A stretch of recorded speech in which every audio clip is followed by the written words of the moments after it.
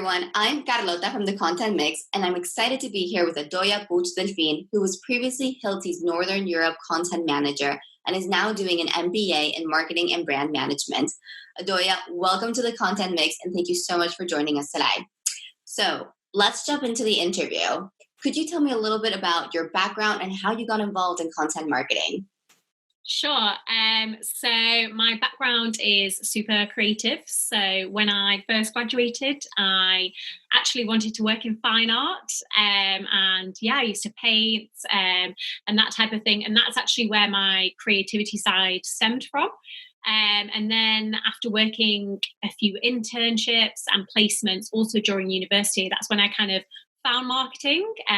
When I was at university, there wasn't a specific course focusing on marketing, so I didn't really know that was a job option. But after doing these internships and things, I realized actually I kind of really like this.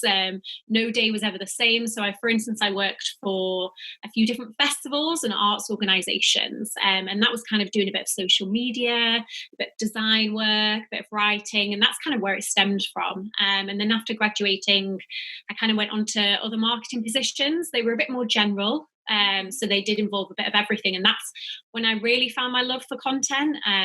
One was at an engineering recruitment company, and I had to write a lot of articles and kind of, produce a lot out there. It was really digital focused. And that's when, my love for content came about. I kind of realized that content was what brought all of the channels together. I love producing things. And I also loved, the creativity that it offered. So for instance, as I said before, kind of, I was designing things, I was writing blogs, I was putting emails together, thinking about campaigns. As I said, it kind of content brings all of that together. So it's kind of where my passion came from. And then as I've worked, that was engineering recruitment. And then, as you mentioned, I previously worked at a construction company as well. And I think it even stemmed more my love for content because I've never worked in that type of industry.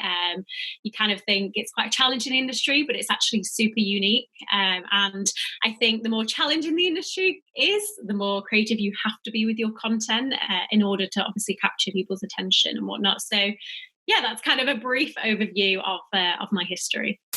Wow, that's quite a unique background. You went from arts to NGO to the construction sector. Do you talk to me a little bit about the peculiarities of working in the construction sector when it comes to marketing?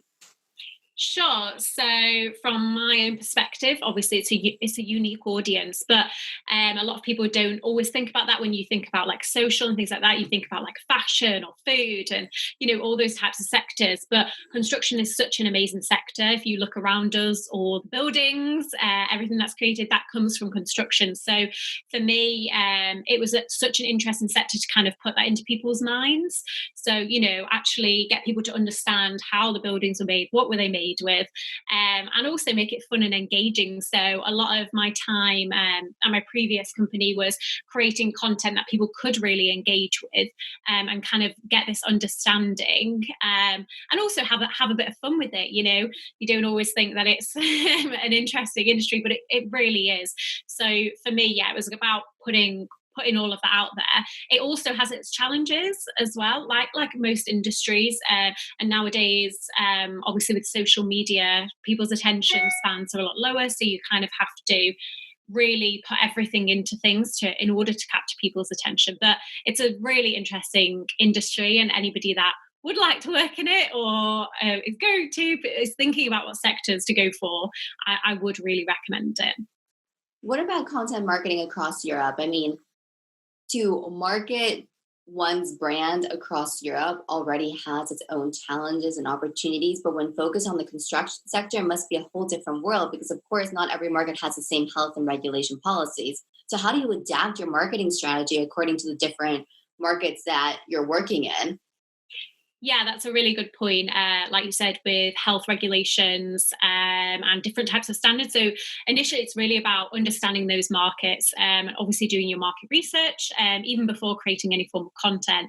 It's a great opportunity, but it is challenging. It's an opportunity in terms of, the different types of content you can produce around Europe and what that brings, but it's challenging in terms of having a consistent brand story and narrative that runs across all the content in these different places. So you really have to take that into consideration, especially if you are a marketing team working, by yourselves for Europe and not necessarily have people in those countries. So it's about understanding that cultural awareness and also what resonates with those people. I do think challenges as well. There are challenges as well. So, for instance, I had to create a lot of video content that involves a lot of subtitles, obviously. And personally, we all know video content is so popular, but it also has to be personalized. So, potentially, a company in the UK with subtitles for instance, Finland might not resonate with the audience there as much. So you really have to take all those things into consideration.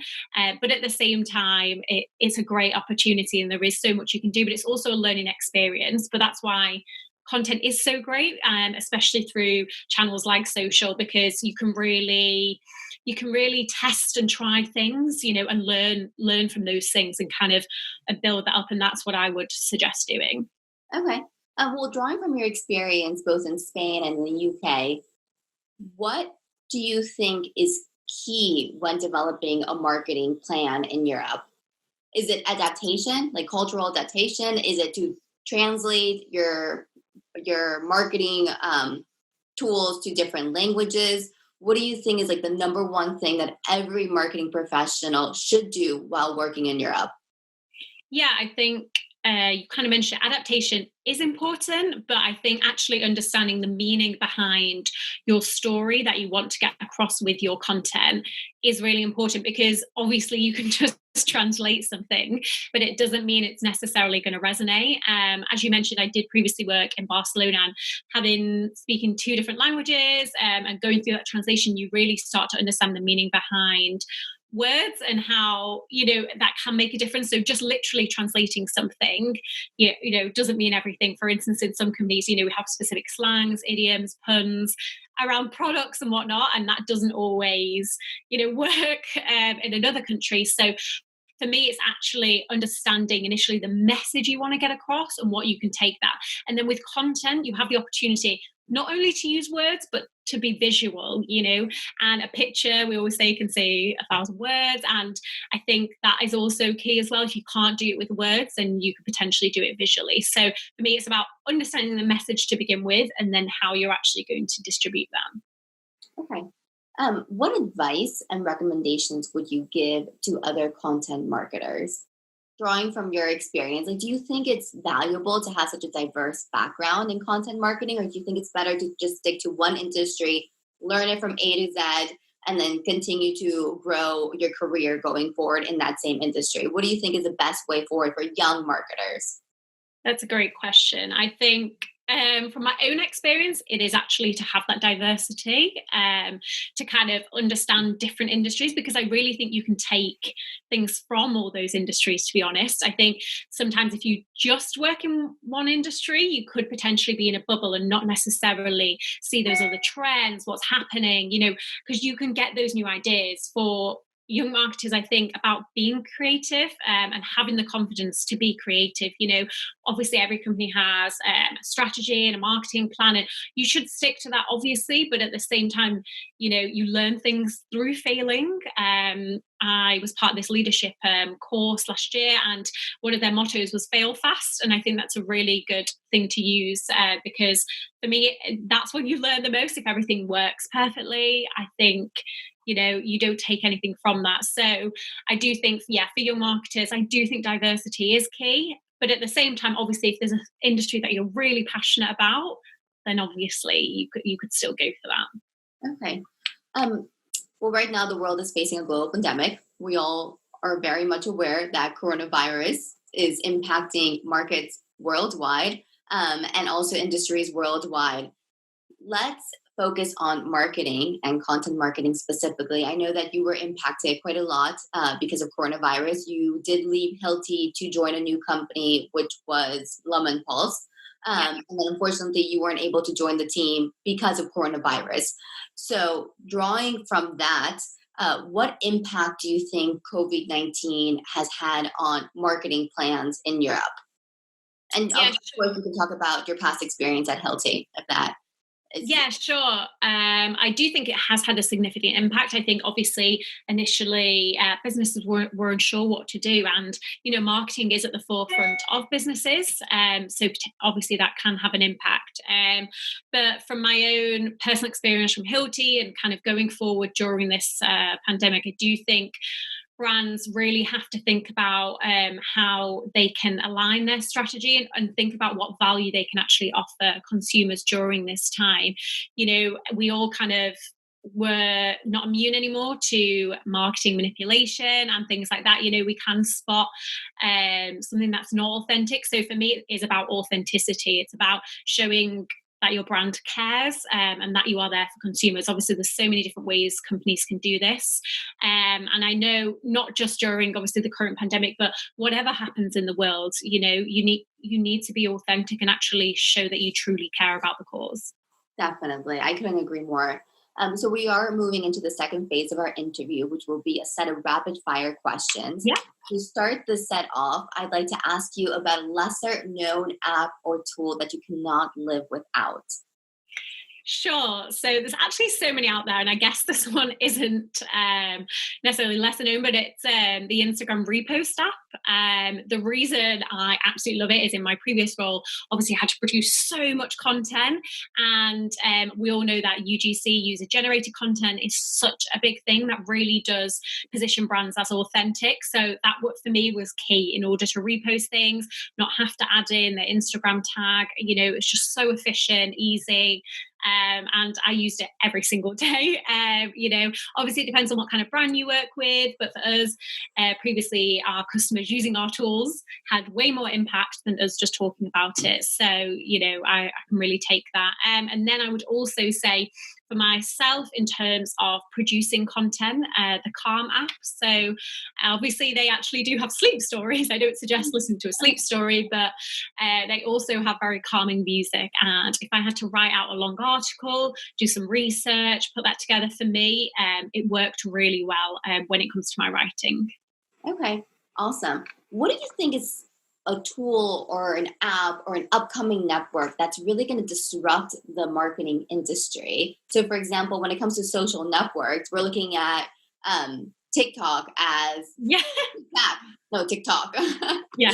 as the next big thing. What do you think is going to be the next big app tool that's really going to shake everything up? To be honest, I was literally about to say TikTok, just because that is a way of creating content, obviously, and personalized content. It's giving people the opportunity to create their own content. And as I kind of mentioned a second ago, is user-generated content has much more of an impact. So I think for brands to actually use this content and have people, doing their own thing, it's going to have a much more significant impact, and it's way more authentic. And not only that, is there's so many things you can do with it, and I'm sure we've all spent during this time some time scrolling and watching things. It's really entertaining, and I really think this is kind of going to make other apps and companies also think about their own content creation capabilities, because I think it's going to make people think differently on actually what their audience themselves can create, not just what they have to create in-house. Absolutely. What about a marketing influencer in Europe that you really respect and follow? Sure. So as you mentioned before, I'm doing an MBA in brand and management, and the actual guy who runs that is called Mark Ritson. I'm not just doing the MBA because of him, but he is a great marketer. So he's actually a marketing professor, and he has always written many articles for a UK publication called Marketing Week. And the reason I like him so much is he always provides useful insights, and he's not afraid to kind of nitpick at things as well. He's very opinionated, but at the same time, he really does question brands on what they're trying to achieve. And as I said a second ago, he does provide so many useful insights and real life examples and things like that. His articles really do make you think, and think about marketing in different ways.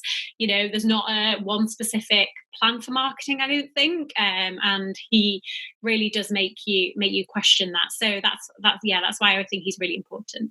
Okay, wonderful. What about a valuable European industry group, association, or event that you just love? And what type of ROI are you looking for when going to one of these events?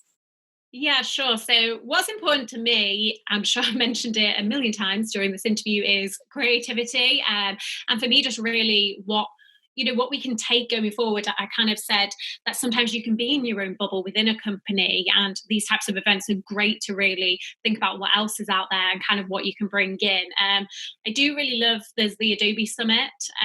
They do have that every year. I've never actually been there personally, but during the current pandemic, they've offered it online, and I just found it so intriguing, lots of eye openers. Obviously, it's a design software originally, but outside of that, they do talk about lots of strategy and things. And yeah, I do think if anyone has a spare 10 minutes to go check it out, because they're all free as well. And each talk is only around 10 minutes long. So Wow. Okay. So when you join these type of events, in this case, it's a digital event, what you're looking for more than anything is content, strategy, information, and that's yeah. what the ROI that you're hoping to take away from these events. Yeah, exactly. And really some insight. Obviously, it depends on who's hosting the event, but a lot of them are internationally based. And also, as somebody who does work across borders, you obviously want to hear about what is working where, what's growing where. You don't always have the time to necessarily do your own research. And I really think these can just pinpoint the key points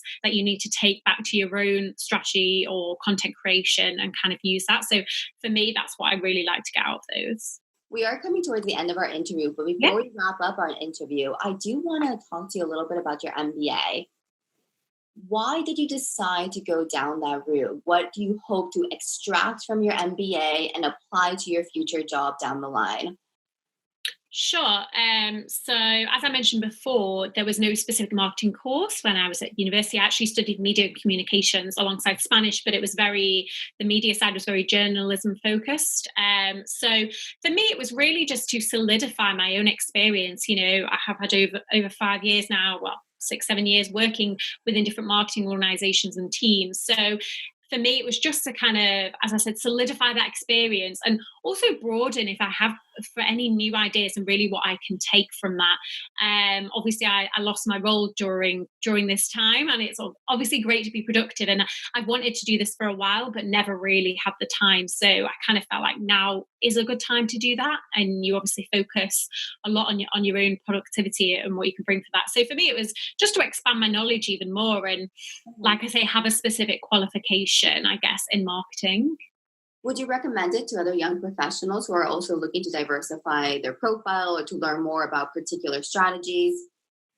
Yeah, definitely. Obviously, it's you do learn obviously immensely when you're actually in a role. You take on so many things, but you don't always have the time to step back and reflect. And I think this type of course really does give you more time to actually think and reflect. So personally, I do think this, alongside experience actually in a role, both of them play really, really well together. And kind of doing this, you can take things and put it into real life. Thinking is so important nowadays because oftentimes we're just on the go, go, go, and we just don't stop to think. And when it comes to marketing and when it comes to strategy, it's so important to have a clear mind and just know the direction that you're working towards, and also know what type of ROI, what type of return on investment one wants to get in each market, and how to segment that market, and how to also adapt each brand according to market. And all that takes time to Yeah. think about what one's next steps are.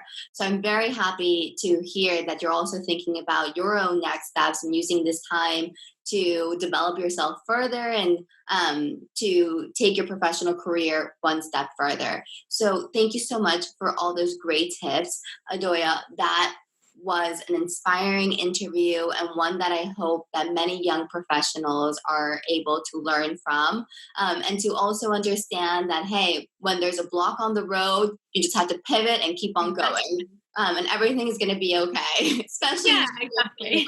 I think that's a message that we do need to transmit to our audience. Everything will be fine. And I think Definitely, you're an definitely. example of that. An example of Yeah. just working towards your goal and never stopping, despite the circumstances. Yeah, exactly. No, thank you. Thank you so much. And thank you so much for all of our viewers that are listening in right now. And stay tuned for more because we will be releasing new interviews once every week. So tune in and see you next time. Thank you so much. Thank you. Bye.